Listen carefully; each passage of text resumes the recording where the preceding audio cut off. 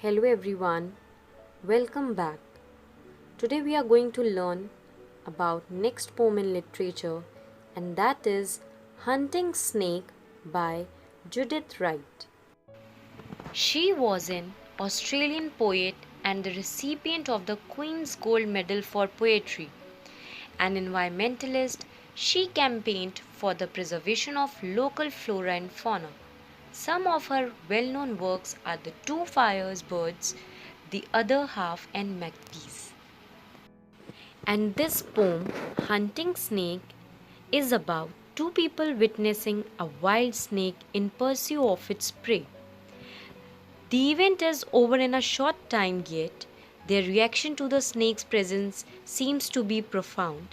Their day is altered, their breath is affected. Now let's just begin the poem.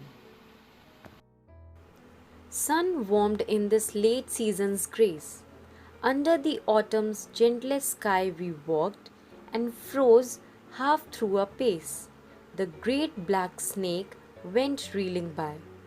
Here, the environmentalist Judith Wright shares her experience of coming face to face with the snake when she was with a friend.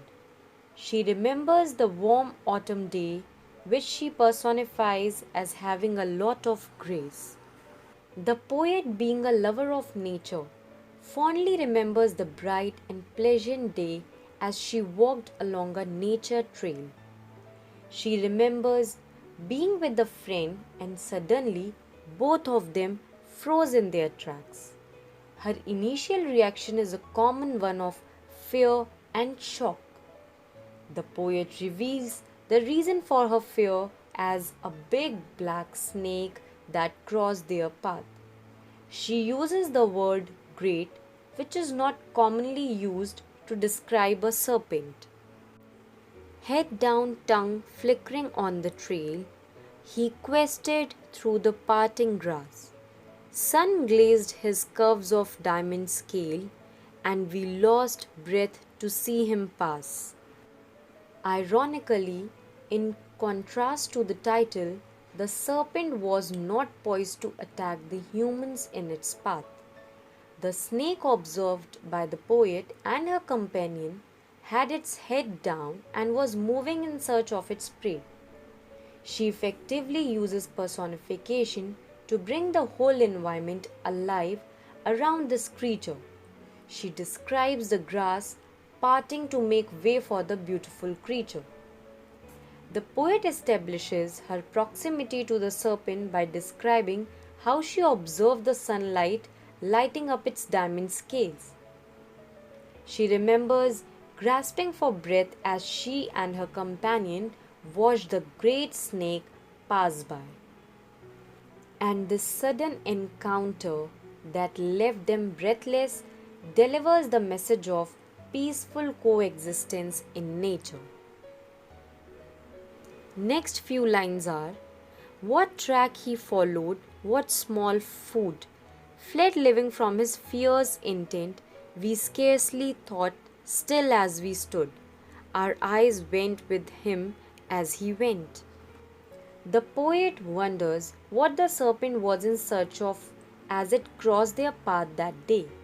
She and her friend could imagine the little prey get away. The poet continues to wonder what kind of small animal forced the hungry predator to follow it. She uses the word fierce intent to describe the common human understanding of a serpent being a predator. She remembers barely thinking about anything at the time other than the snake, as she and her friend remained motionless as the serpent crossed them. She remembers not being able to get her eyes off the magnificent creature as it reeled past them.